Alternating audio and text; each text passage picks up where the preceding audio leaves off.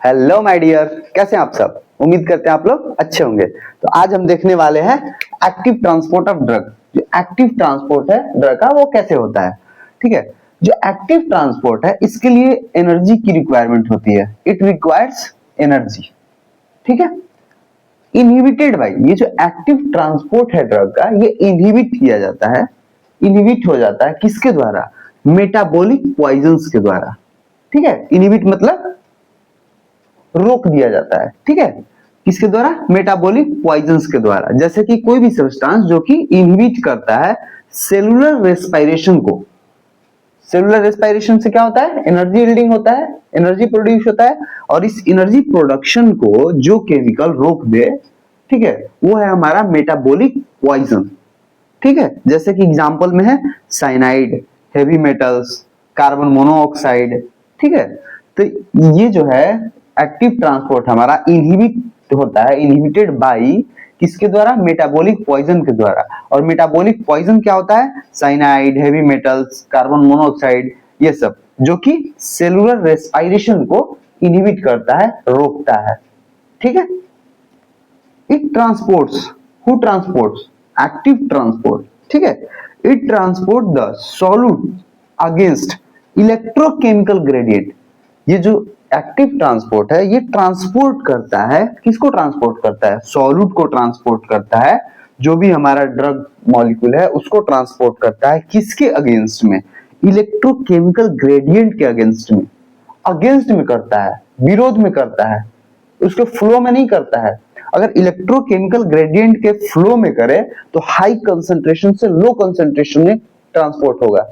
ठीक है, लेकिन यहाँ पे जो सॉल्यूट है वो अगेंस्ट में हो रहा है, मतलब लो कंसंट्रेशन से हाई कंसंट्रेशन की तरफ।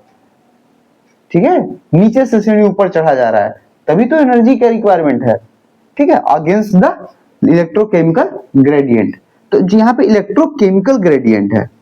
ठीक है, कंसंट्रेशन ग्रेडियंट नहीं है, इलेक्ट्रोकेमिकल ग्रेडियंट है। तो ये इलेक्ट्रोकेमिकल ग्रेडियंट में कंसंट्रेशन ग्रेडियंट भी आ गया और चार्ज डिफरेंस के कारण जो ग्रेडियंट डेवलप हो रहा है वो भी आ गया। ठीक है, यहाँ पे हमने कंसंट्रेशन ग्रेडियंट आपको दिखाया है कि हाई कंसंट्रेशन इधर, इधर लो कंसंट्रेशन है। ठीक है, इधर चार्ज डिफरेंस दिया है, इधर पॉजिटिव चार्ज है, इधर निगेटिव चार्ज है। ठीक है, तो इसी को हम बोलते हैं इलेक्ट्रोकेमिकल ग्रेडियंट। ये दोनों को साथ में मिलाकर के हम बोलते हैं इलेक्ट्रोकेमिकल ग्रेडियंट।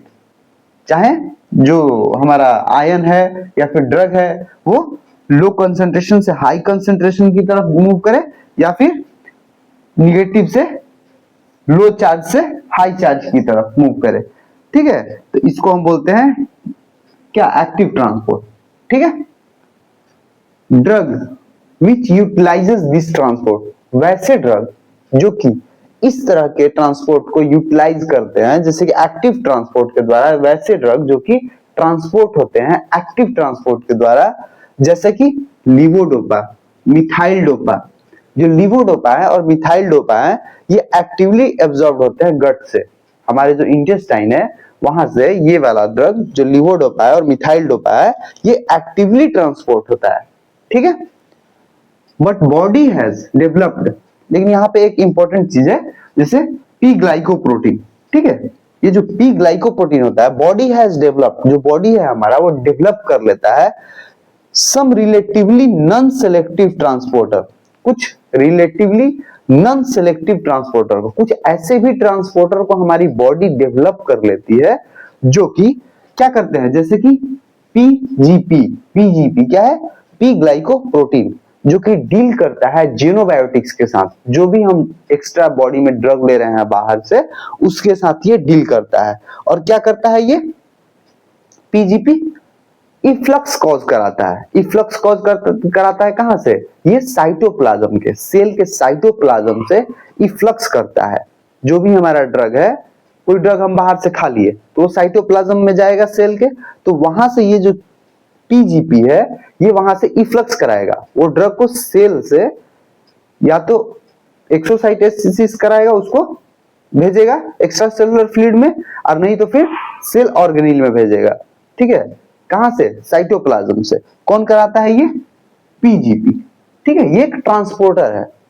डील करता है किसके साथ? जेनोबायोटिक के साथ। जो भी ड्रग हम लेते हैं वो सब जेनोबायोटिक ही है, ठीक है। फॉरेन जो भी हम ड्रग ले रहे हैं, जो भी केमिकल ले रहे हैं, तो उसके साथ ये डील करता है। Depend on the sources, sources के आधार पर, ठीक है, ऑफ ड्राइविंग फोर्स, किसके सोर्स के आधार पर? ड्राइविंग फोर्स के आधार पर एक्टिव ट्रांसपोर्ट को डिवाइड किया गया है दो पार्ट में। एक है प्राइमरी एक्टिव ट्रांसपोर्ट, मतलब कहां से ये स्टार्ट हो रहा है एक्टिव ट्रांसपोर्ट, हमारा क्या फोर्स इसमें लग रहा है, ठीक है, वो इसको दो पार्ट में डिवाइड करता है। एक है प्राइमरी एक्टिव ट्रांसपोर्ट और दूसरा है सेकेंडरी एक्टिव ट्रांसपोर्ट, ठीक है। आगे देखते हैं। तो जो प्राइमरी एक्टिव ट्रांसपोर्ट है, इसमें क्या है?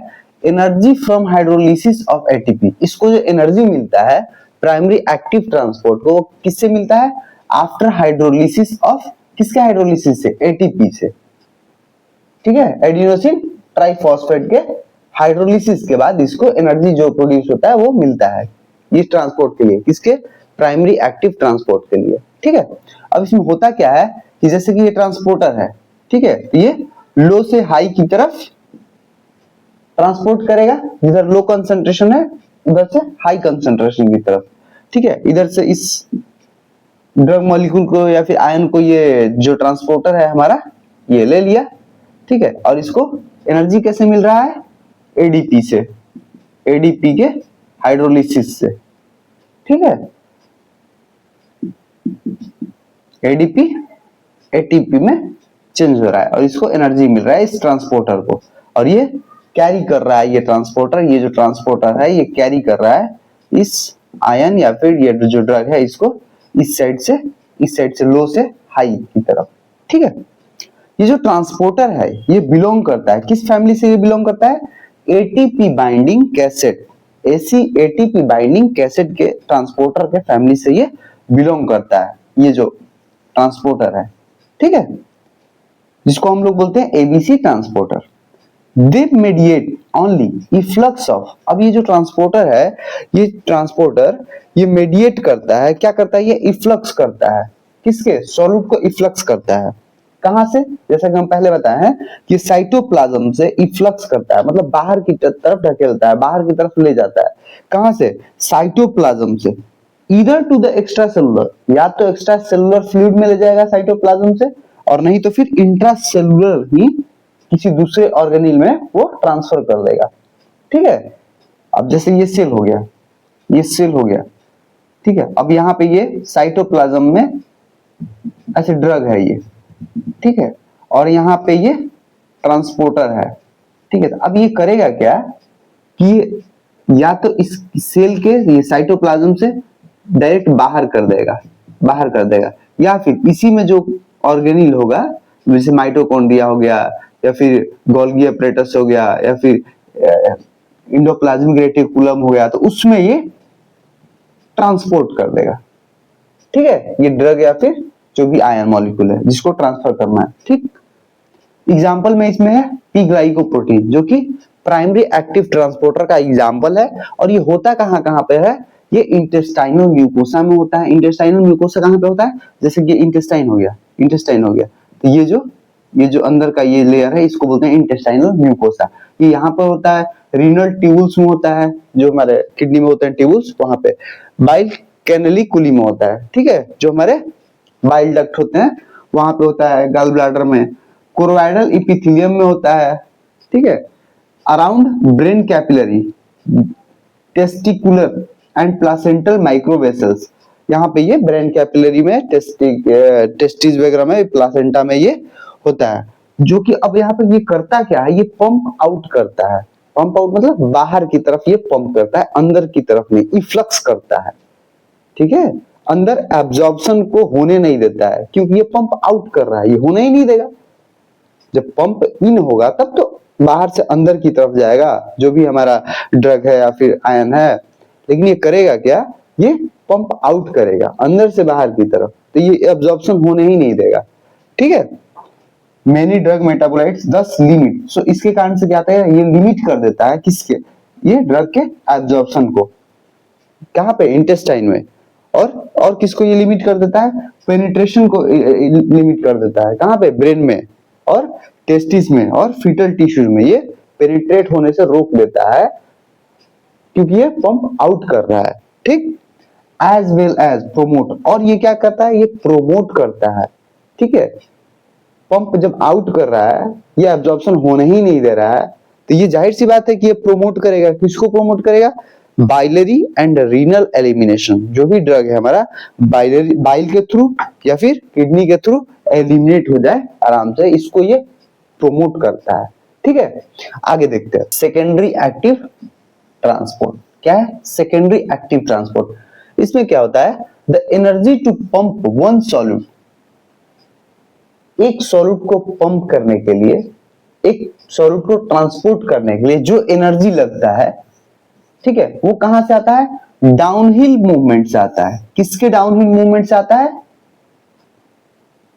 ऑफ अनदर सॉल्यूट मॉलिक्यूल, ठीक है। दूसरा जो सॉल्यूट मॉलिक्यूल है, जैसे कि एक सॉल्यूट मॉलिक्यूल लो कंसंट्रेशन से हाई कंसंट्रेशन की तरफ जा रहा है, और इससे जो एनर्जी निकल रहा है, इसके लो कंसंट्रेशन से हाई कंसंट्रेशन की तरफ जाने से वही एनर्जी कौन ले लेता है, ये सेकेंडरी एक्टिव ट्रांसपोर्ट से जो पंप कर रहा है सॉल्यूट को, जो ड्रग मॉलिक्यूल को, वो ले लेता है। अब इसमें जो मोस्टली जो है सोडियम जाता है, सोडियम आयन जो है वो क्या करता है, डाउनहिल में मूवमेंट करता है, ठीक है।